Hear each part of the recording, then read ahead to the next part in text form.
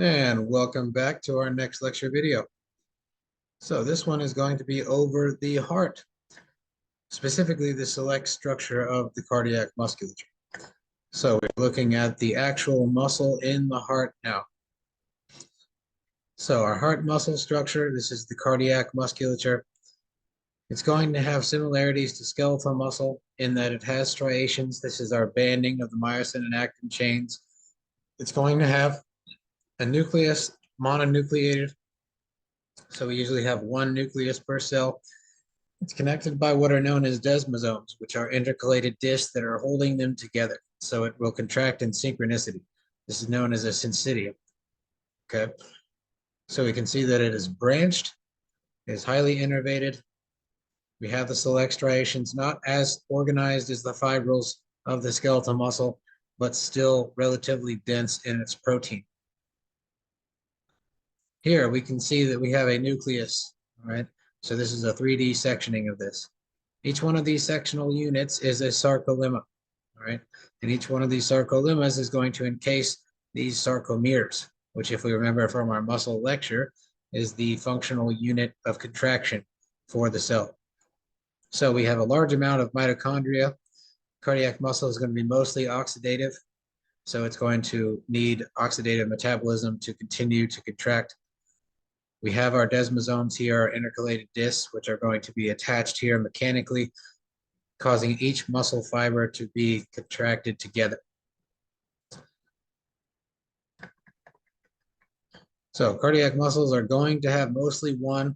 Sometimes we can see two in there. It can be binucleated occasionally, but mostly we have just one nuclei, one nucleus per cell.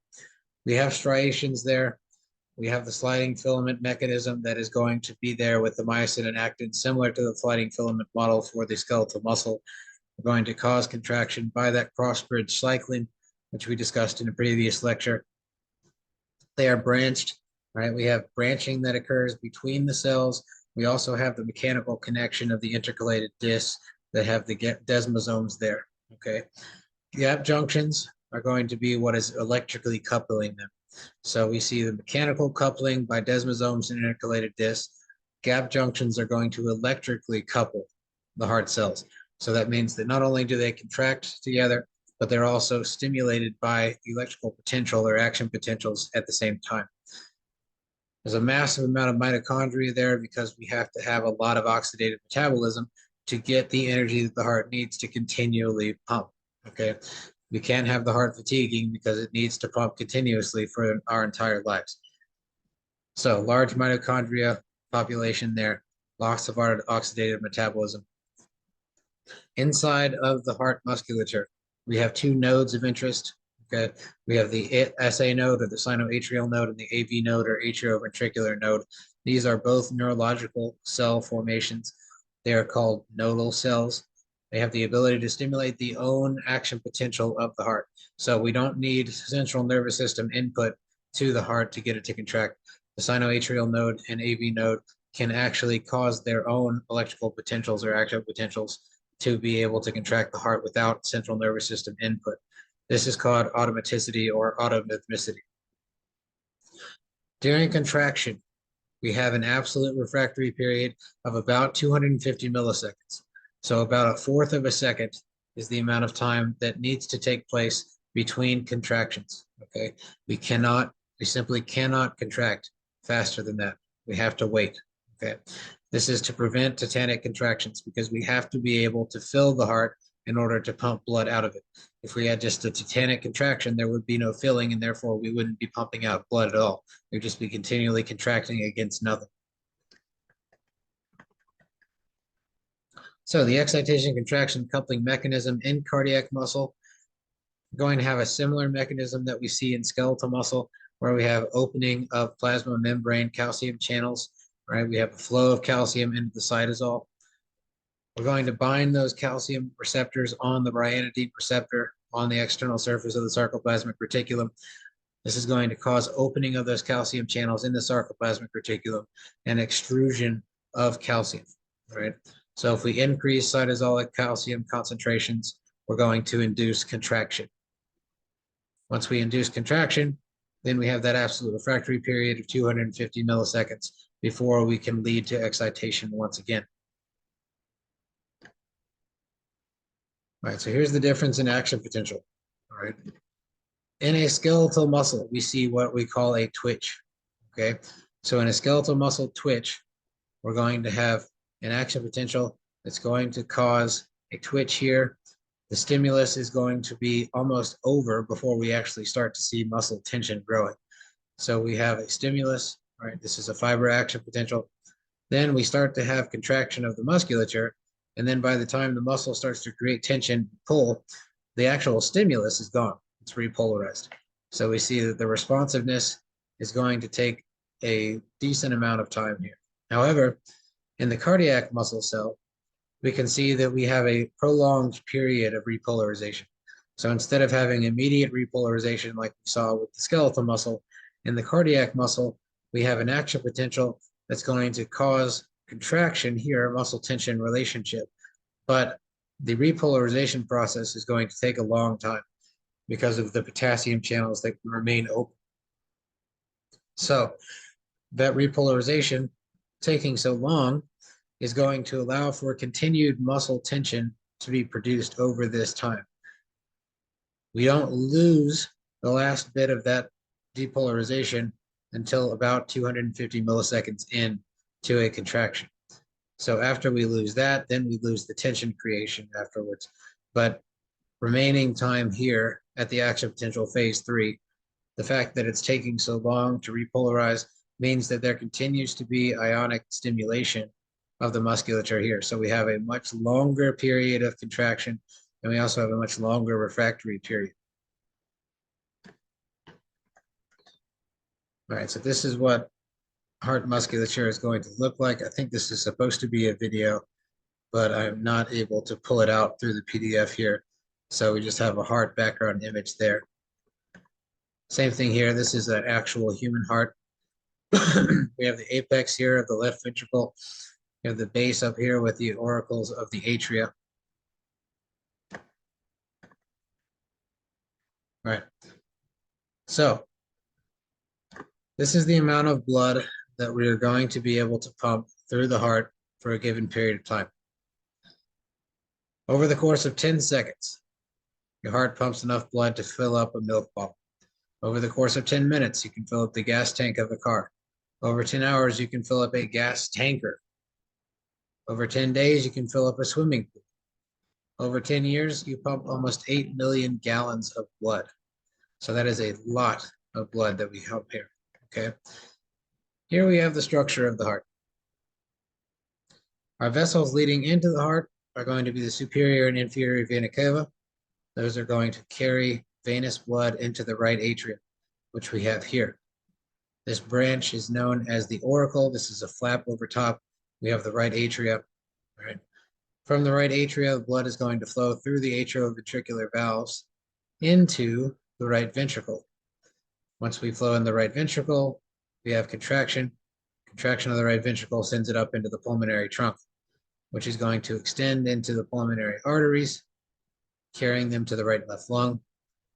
We're going to return to the heart via the pulmonary veins from the right and left side.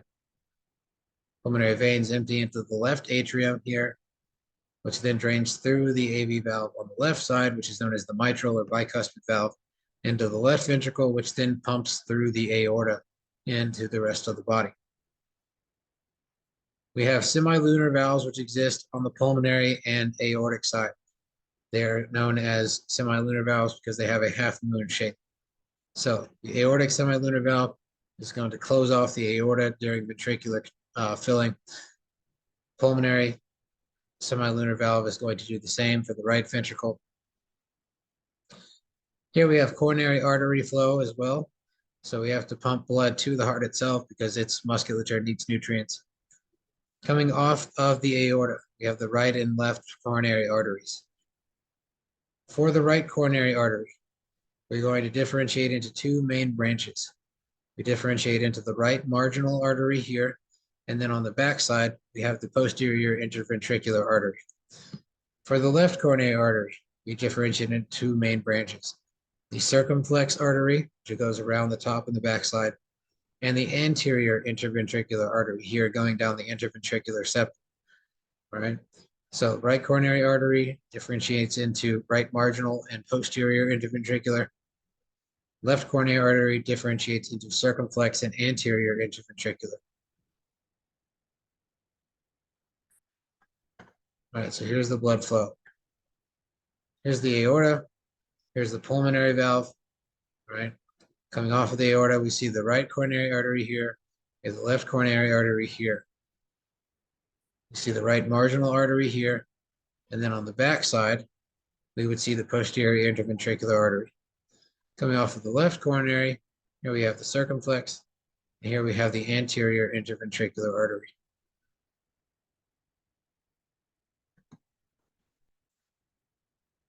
So, the musculature of the heart is going to be supplied by those coronary vessels. We have to have a consistent supply of oxygen and nutrients sent there because we have a consistent contraction going on. So the heart is going to receive most of its own blood supply during diastole. During contraction, it's pumped away from the heart. During diastole, the heart fills. So we're actually receiving most of our blood to the heart through the coronary vessels during diastole. During systole, the vessels are going to be compressed while the muscle is actually contracting. Coronary blood flow is normally going to be pretty consistent. The only variable is how fast the heart is beating. So if the heart starts to beat faster, obviously the oxygenic needs are going to increase, so the coronary flow is going to increase. If we increase heart work, we have to increase the amount of oxygen we're using.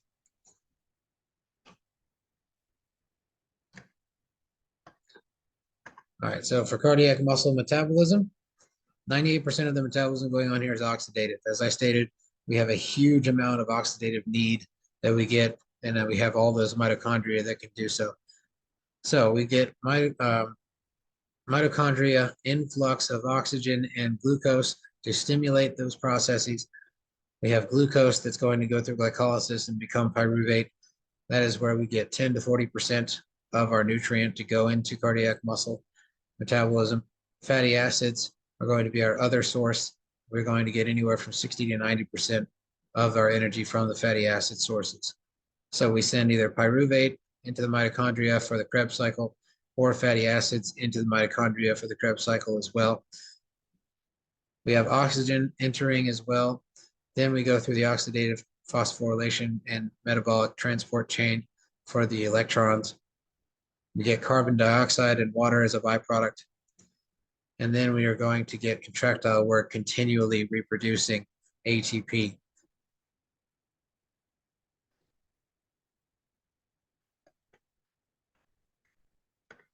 So the glucose sensitivity is going to be pretty high.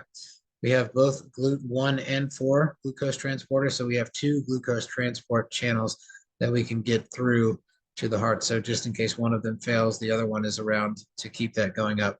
So glucose intake is modulated by insulin, and insulin is going to activate the GLUT transporters to come to the cell surface. Lactate uptake, however, is gradient dependent. So if we are going to use lactate for an energy substrate, we have to be able to have a high amount of blood lactate in order to actually take up more lactate for the heart muscle to use. So we see glucose coming through the GLUT1 or 4 transporters. We see fatty acids coming through the membrane pretty easily. They're soluble, and also lactate through the MCT channel. Pyruvate from lactate and glucose is going to go into the Krebs cycle. Pyruvate is converted to acetyl-CoA, and it's going to combine with oxaloacetate to form citric acid. Fatty acids have to undergo beta oxidation, and as soon as they undergo beta oxidation, they can then be converted to acetyl-CoA or a byproduct of NADH. We take oxygen and we move it to the electron transport chain. Once we have production of ATP from the electron transport chain, there's a byproduct of water and carbon dioxide, as we see. So the resting heart is going to oxidize mostly fatty acids. The working heart is going to oxidize mostly glucose. We get faster energy responses from glucose So the higher the heart is beating, the faster it's beating, the more energy it's using, the more glucose and lactic acid it will be using. So during exercise, we can get uh, lactic acid as fuel from the skeletal muscles.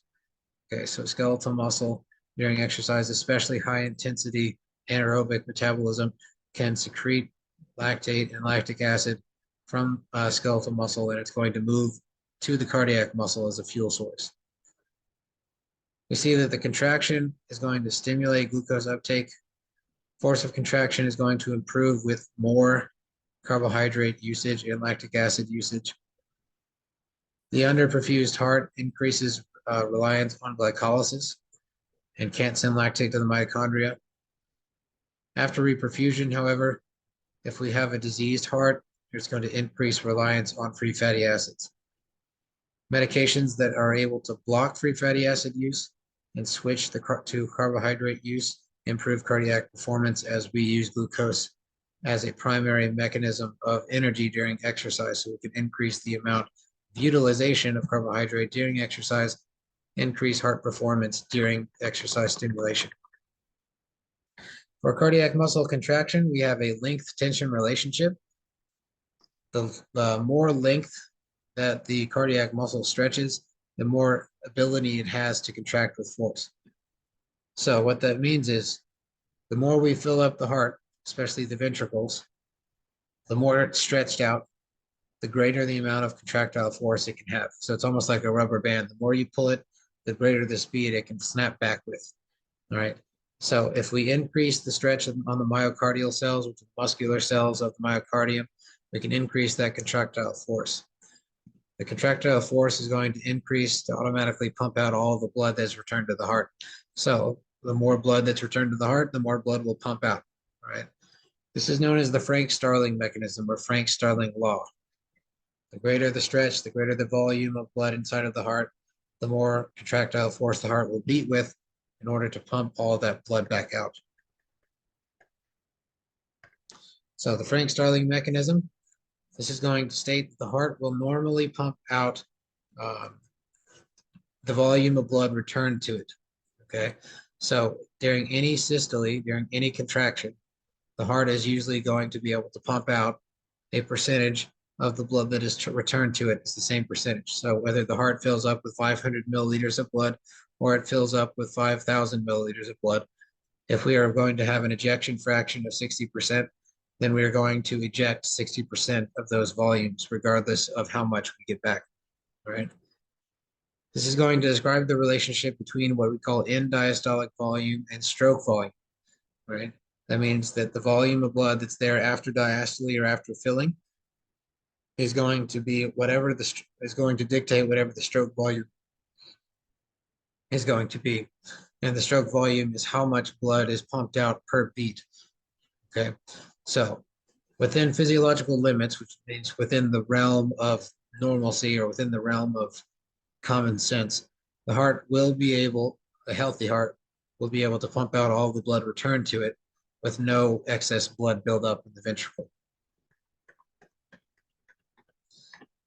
So normally here, if we have a normal stroke volume, if a normal stroke volume is 70 milliliters and we have an end diastolic volume of 135, that means that after systole, we will only have 65 milliliters left.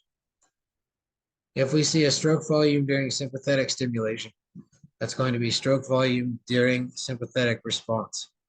If our end diastolic volume is going to be 135 milliliters, we all of a sudden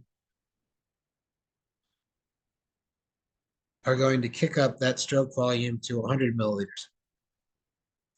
If we kick up the stroke volume to 100 milliliters during our sympathetic stimulation, then we automatically have an end systolic volume of 35 milliliters now instead of 65. So we've gained 30 milliliters more of stroke volume just because of sympathetic stimulation. Now, if we increase sympathetic stimulation and we increase end diastolic volume, let's say we increase the amount of fluid that or amount of blood that we can fill the ventricle with, and we are also going to stimulate the heart sympathetically, then we get a huge increase. So we see the end diastolic volume is 40 milliliters greater than it was at normal resting. Our end systolic volume is still the same down here at 35. So now we have a stroke volume of 140 milliliters because of the combination of increased end diastolic volume and sympathetic stimulation. So here's our Frank-Starling curve. Normal Frank-Starling curve right here. Frank-Starling curve on sympathetic stimulation right here, okay? So normal Frank-Starling curve here. If we have an end diastolic volume, all right, of A, we should be able to get a stroke volume of B, okay? If we have a Frank-Starling sympathetic response, we have sympathetic stimulation. Now we have an end diastolic volume at the same amount. However, we have a end systolic volume that is going to be much less. So what that means is we have a greater stroke volume. So with the Frank-Starling mechanism, with sympathetic stimulation, we are going to have a greater stroke volume, which means that we're going to have a lower end diastolic volume. So let's say our A value here is going to be 100. And at a normal Frank-Starling curve, if we have 100 at the end diastolic, and we have a stroke volume of 70, then our end systolic volume is going to end up being 30. And our stroke volume is 70. Now let's take it during sympathetic stimulation.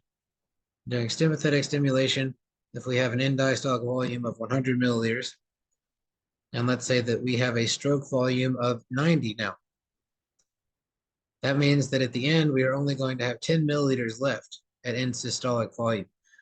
So now we have a stroke volume of 90, which corresponds to our C value here.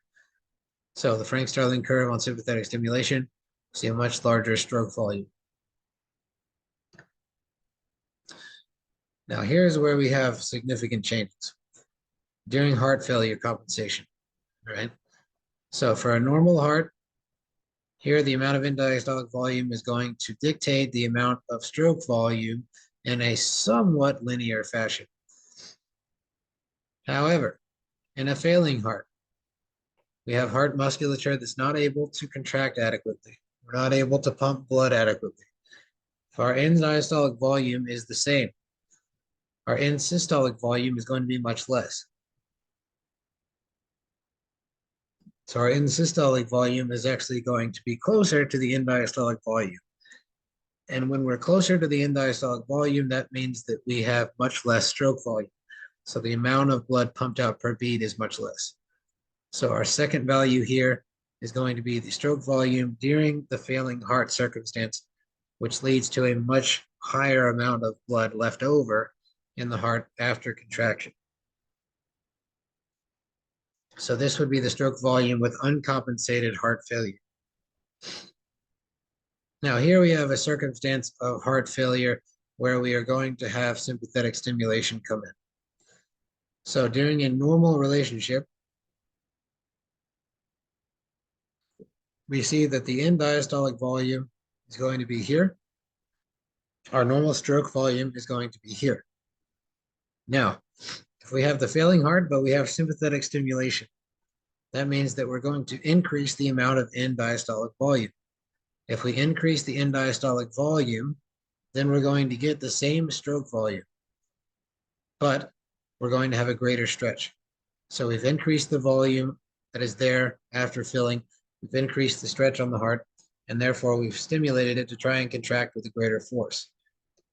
So even though we have more blood there after filling, we'll still have the same blood left over after contraction because we can only get back to a normal stroke volume, and the normal Frank-Starling mechanism does not take place. Now, if we have the failing heart without sympathetic stimulation, we're back up to our curve at the top here, where it doesn't matter how much end diastolic volume changes, we're not really going to make it back up to normal stroke volume unless we have a very large gap or a very large change in the amount of end diastolic volume. And even then, there are physiological limits. So here, we see reduced contractility in the failing heart, right? So for the same end diastolic volume, we have a much lower stroke volume, so a much lower amount of blood that's being pumped per beat for the same end diastolic volume as we would have at a normal stroke volume. And here we see the compensation. If we have sympathetic compensation and we get back to normal stroke volume, it will be with a higher end diastolic volume. If we have failing heart without sympathetic stimulation, we really have to put a lot of blood back in there during the diastolic phase, which can be very dangerous if we're not able to get amount back up to normal stroke volume. And if there's enough heart failure going on, enough tissue is compromised, then there's no way we can make it back up to normal stroke volume because we simply just cannot fill it with enough during diastole to cause contraction to any sort of power or any sort of significance. All right, so let's compare our muscle types one last time. We have skeletal muscle. Of course, this is named because it is attached to the skeleton. Function is movement of the body, uses the sliding filament mechanism. It's somatic voluntary innervation. It's under voluntary control of our conscious mind, right? For multi-unit smooth muscle, this is going to be in large blood vessels. The function is going to vary with the structure. So blood vessels, digestive tract, depends on what we have. It also uses the sliding filament mechanism. It's innervated by the autonomic nervous system, so it's involuntary, and it initiates via neurogenic contraction. Single unit smooth muscle is going to be slightly different. This is going to be in the walls of hollow organs like the respiratory tract, reproductive tract, urinary tract. Its ability is to contract and move contents through hollow organs. It's autonomic, which means it's involuntary, and it is going to be based on myogenic or pacemaker potentials. Finally, we have the cardiac musculature. This is only in the heart. Its function is to pump blood out of the heart. It uses the sliding filament theory or sliding filament mechanism of actin and myosin. It is autonomic nervous system regulated, so it is involuntary, and it is stimulated by myogenic responses, which are pacemaker action potentials.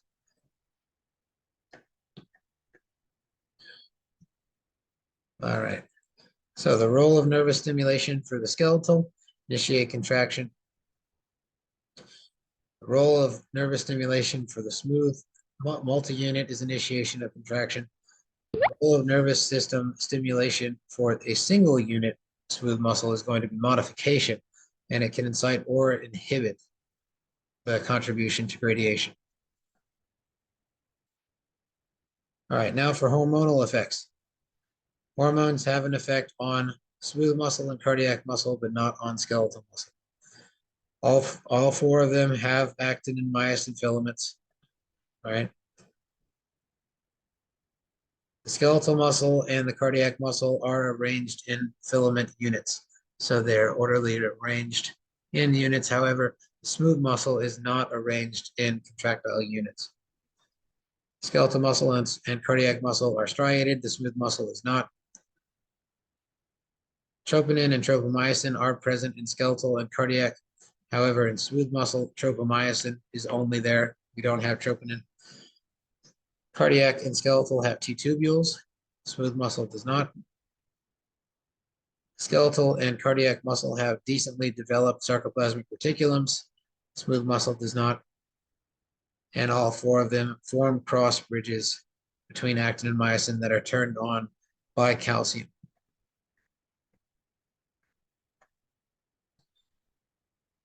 All right, and our last section here. Source of calcium is going to be the sarcoplasmic reticulum for all four. In case of the smooth and cardiac, we can also get calcium from the extracellular fluid. For the site of calcium regulation in skeletal and cardiac, it is troponin in the actin thin filaments. For smooth, it is going to be myosin in the thick filaments. The mechanism of calcium action for the skeletal muscle and for the cardiac muscle, it's going to physically reposition the troponin-tropomyosin complex in order to uncover the binding sites for actin and myosin. In smooth muscle, it's going to bring about phosphorylation of myosin so that they can bind with actin there. There is no troponin in smooth muscle, if we can remember. Skeletal muscle does not have gap junctions. The other two types do. Smooth muscle and cardiac muscle have gap junctions. All four of these muscle types are going to use ATP directly for contraction. Myosin ATPase activity is going to be fast or slow depending on the type of fiber in skeletal muscle. In cardiac muscle, it's going to be slow, and in the smooth muscle, it's going to be very slow.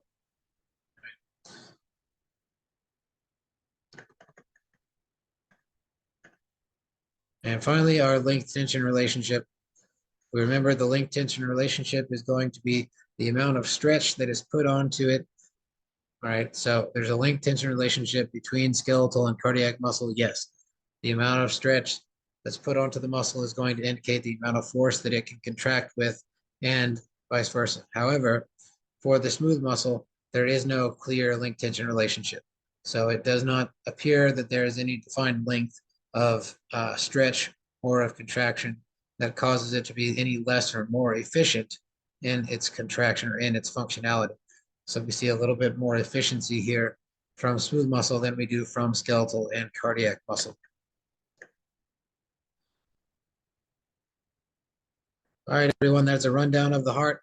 Thank you for spending the time. Remember to like and subscribe to the YouTube channel, and for the Patreon, it's patreon.com/twistedscience. Please go and subscribe if you would like to see more content. Thank you so much. I'll see you for our next video.